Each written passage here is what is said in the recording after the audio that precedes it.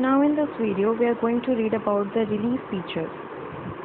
So people generally think of the northern plain as a region that has uniformly flat land all across. But this thing is not true.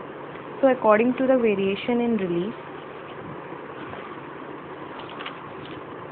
features, the northern plain can be divided into four regions: the Bhabar, Terai, Bhangar and Khadar. So now we will read about the features of each one of them. The first one is your Bhabar. It is the narrow belt of level surface in the northern plain lying parallel to the slope of Shivaliks.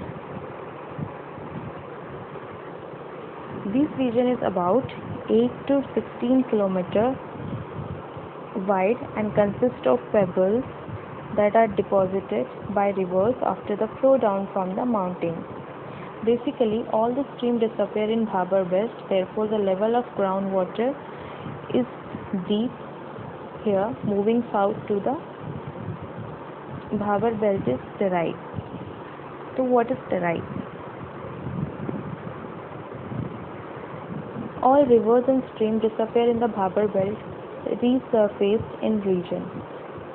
The Terai region consists of wet, swampy and marshy region, which is known as your Terai.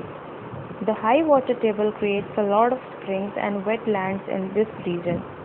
Earlier, the region was thickly forested and full of wildlife, but due to urbanization, the forests have been cleared in some places to obtain agriculture land and to settle migrants from Pakistan who had came to India after the partition.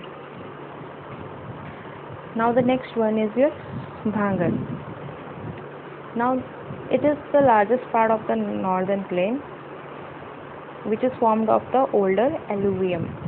This region lies above the flood plains of the river and it has a terrace-like appearance. So the soil in the Bhangar region contains calcareous deposits. It forms sheets across the alluvial plain in India, which is known as your Kankar.